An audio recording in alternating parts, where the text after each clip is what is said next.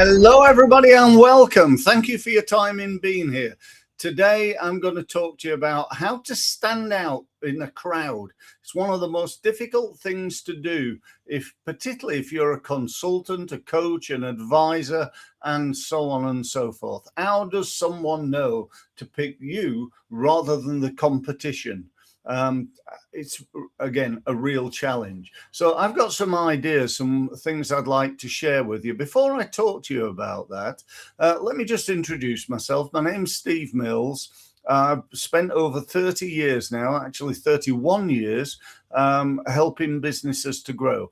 I've worked with over 10,000 businesses in over 50 different industries, and I help my clients achieve an average growth within 12 months of 45%. So if you want some of that and you're interested in finding out more, you see along the bottom of the screen, there's a link to my website. You can go there and you can book a one-to-one Zoom meeting with me to talk about how you might become the 10,001th person to do that. But seriously, if you want to do that, let me know. So let's look at this thing about becoming, standing out from the competition. I've had a saying for many years in marketing, you need to be outstanding by standing out. Standing out in your field, not standing out in a field, as it were. So we need to become outstanding. We need to do something different. I really do believe that being different is one of the keys to success. And one of the things that I believe makes me different is I've taken the best of all the world's leading sales, marketing, and business growth experts. I've taken the best of what they've taught me and put it into a program. That's what I've done that now helps small businesses to become more successful. And that's what I'm going to talk about today. I'm going to quote you someone that I have the highest respect for, and that's a gentleman by the name of Tony Robbins. You may have heard of him. He's arguably, in fact, I believe absolutely, the world's leading consultant, advisor, coach, trainer, and so on. He turns over, I believe, somewhere in excess of 8 billion a year. That's with a B, by the way. Which, is a little bit more than me and probably more than you. So he's doing quite well. And, let's look at what he says. He says the secret of success is firstly to know what you want. So you've got to decide what you want. Do you want worldwide domination, or do you want to grow to 6 figures? What do you want in your business? Because, by the way, most consultants don't earn anywhere near that amount of money. So number one, what do you want? Number two is put together a plan and then take action on that plan. Most businesses, again, don't have a plan and they don't take action. They do very little. The biggest mistake that I see in marketing is that it doesn't happen. Not enough marketing is taking place. And so people, I don't know, they email their list once a quarter with a newsletter. And they say, well, we're doing email marketing. No, you're not. You're playing at it. They go on to LinkedIn and they post once a week. They're playing at it. They don't understand search engine optimization. And so they don't do very much. I had one guy told me that he had his SEO, search engine optimization, covered. He was paying this company out in India £15 a month to do his SEO for him. I said, really? Do you think that's covering it? That's doing everything that you could do? Even with prices as they are probably lower than the UK in India, that still ain't going to really get you anywhere. So, and surprise, surprise, he wasn't anywhere when we came to check on Google. So we've got to do that. We've got to take action to move things forward. We've got to then change our approach if it's not working, and that assumes that you're measuring your results, because if you're not, how do you know whether it's working or not? So we need to, we need to be able to quantify our sales and marketing results. How many leads you get, where do they come from, how many contacts have you got on LinkedIn, how many marketing messages do you get out there, how many phone calls do you make, and so on and so forth. Next, once you've done that, we need to, once we know what the results are, we need to change our approach. We need to do something different. The definition of insanity, according to Einstein, was doing the same thing again and again and expecting a different result. And you ain't going to get a different result. If you're going to do the same as everybody else in your industry, you're going to get the same or similar result to everybody else in your industry, which ain't good. 8 out of 10 businesses fold within the first 5 years. If you're just starting out in business, then how about that for a statistic? That's a little bit worrying, isn't it? Particularly when you're putting all the time, money, and effort into it. And there's an 80% chance that you're going to fail. The only way of really succeeding is to be really good at selling and marketing what you do. That's the ultimate challenge here.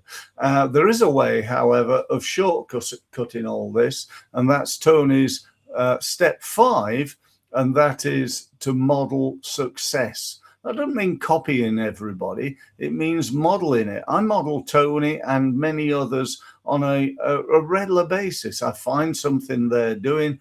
In fact, I'm often quoting other people. I'm going to quote you a fantastic book in a minute that I learned a lot from, and a gentleman that I learned a lot from over many, many years. And why would I do that? Well, I want to give him a bit of credibility because he taught me, and I also want to position what I know, what I've learned from him, as something that I can help you with and help you to grow your business. So let me just show you the book to start with. This is a book here. It's called The Key Person of Influence. It's by a guy called Daniel Priestley, who's an Australian guy, really good guy, living in London, and go and buy his book on Amazon. I fully recommend it.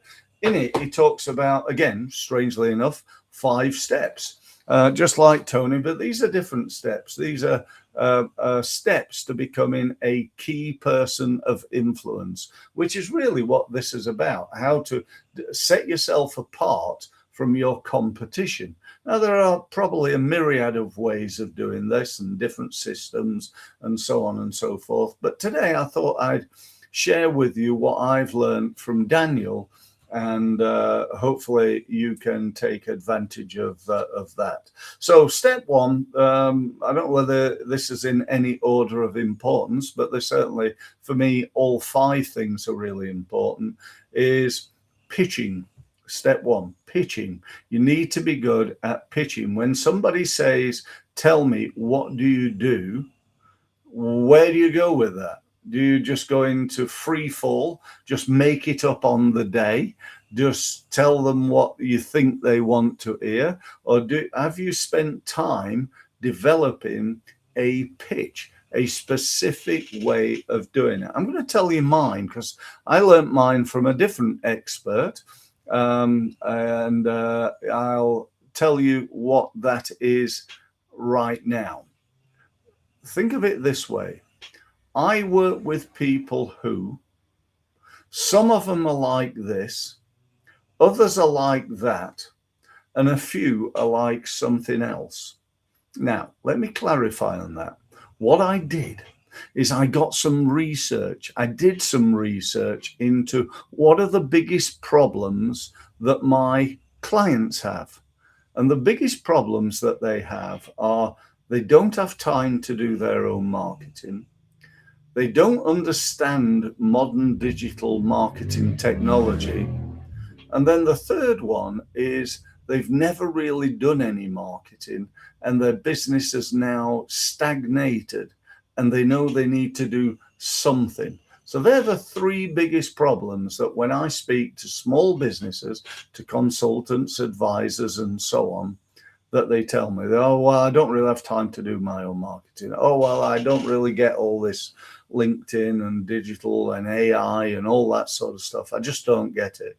And anyway, we win most of our business from personal recommendation and repeat business and so on and so forth, which, by the way, is great that you're doing that, but you are missing out on a shed load of other business that you could be generating, but you're not. So, you need to think about that. And by the way, if you've got any questions, please do feel free to add them to the chat, and I'll try and get round to them at the end. So that's again, really, really important. Now, if I put that together, just to give you some context here, I'd say, hi, my name's Steve Mills. I work with small businesses who are serious about growing. Some of them don't understand modern digital marketing methods, and a few simply don't have the time to do their own marketing. Others have a problem with the fact that they're just marketing their business through referral, a little bit of networking, and repeat business. They've often stagnated, and they're now looking to grow their business. Does any of that ring any bells with you? If it does, why not book a meeting with me at results-mastery.com? So that is my pitch. Yeah, that is start to finish what I say. When you say to me, what do you do, Steve? That's what I say. When I stand up at a networking event and you got your 1 minute of fame, that's what I say. So number two, then, that's number one. Number two is publish. You need to publish stuff. That could be and should be a book. It could be and should be reports. It could be and should be video content, and so on and so forth. So it could be, I've got, for example, a publication that I've produced. It's called Don't Take My Word for It, and it contains over 150 testimonials and case studies, all about nice people saying nice, honest things about me and the impact that I've had on them. Now, there's no reason why you couldn't have that. It takes a little bit of time to get to 150, but I'm sure you could get to 10 by the end of the week and turn this into a one-page publication, if you will. Real big believer in, as a consultant, you should have a book. It's like I come to you and I say, look, I'm a marketing consultant and I can help you with your business. That's one thing. But if I came to you and I said, look, I'm a marketing consultant, I can help you with your business, and I've written a book on marketing for consultants, would you like a copy? Do you think that at all increases the chance that you might buy my services? I believe it does. Number three, productize. What do I mean by that? I mean that as your business grows, you've only got so much time, and people will pay an amount of money based on that time. So whether that's £50 an hour, £250 an hour, £2,500 an hour, whatever it is, you've still only got so many hours in the day. However, if you productize it, like I know a solicitor friend of mine has done, what they've done is they've taken their business and they charge people a monthly fee to be a member. I think it's currently around about £75 a month to be a member. And they have over 1,000 members. Now, unless my maths is wrong, that comes to 75 grand a month. And what do they do for that? They provide a load of templates and do a twice a week Q&A lasting an hour to 2 hours for 75 grand. Not a bad way of doing it. If you looked at me, I've got my Results Mastery University. It's a place where I've put loads and loads of videos to help people to grow their business. I've got reports. I do daily updates. We've got a membership area. We've got events. They gain access to events like this on a regular basis, and so on and so forth. So think outside the box about how you might develop a variety of new products, group-based products, as well as exchanging time for money on a one-to-one basis. Number 4, you've got to develop an effective profile. What's your profile like? On a scale of 1 to 10, with 5 being average, 1 being terrible, and 10 being world class, what does your profile look like? Well, while you're thinking, what profile, Steve? Your LinkedIn profile, the profile on your website, the document that you can send people, the Facebook profile, your YouTube profile, your Instagram all these different profiles. You need to be working on them, because as we all know, you never get a second chance to create a great first impression. So, work on your profile. It's so incredibly important. And then the last one, the 5th section of Daniel's book, again here, if you missed that, Become a Key Person of Influence, strongly recommend buying it, is partner. We need partners. One of the things that I discovered very, very quickly when I started learning from the world's leading experts is they all partner with each other. So we've got someone like, say, for example, a Grant Cardone, who's a world leading sales expert, and he'll be partnering with Frank Kern, who's a world's leading marketing expert. And Frank might be running an event.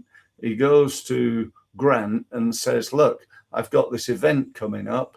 It's about whatever it is from a marketing perspective. Would you promote this for me down your list, and I'll give you X percentage of any income that's generated from your list? Or what he might say is that if you do this for me, then when you've got your next event, I'll do the same thing for you. Yeah. So these are partners, people you can work with. So think about who are the people in your industry that are not necessarily direct competitors. It's like the link between marketing and sales. So, if you're a solicitor, for example, there might be a link between you and accountants. I know a lot of solicitors do, and accountants do this partnering type thing anyway. And it could be an HR professional, couldn't it? There might be a little bit of overlap, but do you know what? The world's a big place, and there's more than enough business out there for you, me, and everybody. So, think about that and how you can, how and who can you, let me just clarify that, because I'm not making sense, I don't think. Make a list of the people that you could form a relationship with. And I'm thinking in the region of 30, 40, 50 people, maybe more. And then think about what you could do with those people. So let me give you some examples. So we could run a seminar together. We could do the, I'll send to my list, you send to your list type thing that I mentioned with Grant and Frank. We could share each other's stuff on LinkedIn or Facebook or wherever. We could do an interview on a video where I interview them, they interview me. Okay, so it's like expertise is shared in a way. They could have a blog on my website as a featured blog, and I could have a blog on their website. I'm talking about like a one-off article on the website. We could do a podcast together. We could actually do it together. Like you see a lot of people where there's 2 people every week on the podcast doing the podcast, or it could be a one-off. It could be a guest. I've got a very good friend, a guy that I've known for many years, used to be a client of mine, called Michael Brook. He's been a guest on my podcast. I've been a guest on his podcast, and we're both very happy with that. And probably in the future, I hope we'll do the same again. So there's lots of things you can do. Let me just give you one more. Why not get together with, let's say, 6 of your partners and run a big event? I'll get 25 people to come. You'll get 25 people to come. The other 4 people will get 25 to come to it. All of a sudden, we're in front of 150 people. We've charged them a nominal amount to be there, which will cover costs, and we get to promote each other to a load of people that we don't know. So that could be a really good way of generating business, following it up, and so on and so forth. So that's about it. I hope you think that's of value. I really believe it is. And I really hope that you not only found it interesting, but more importantly, that you take action as a result of it, because that's what's going to get you results.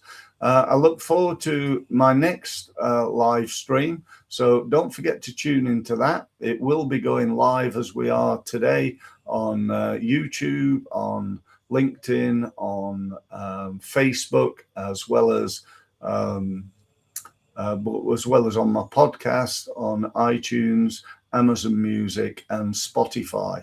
So we're actually going out here today to thousands of people, and it's great to be doing so. So thanks ever so much for listening, and I look forward to speaking to you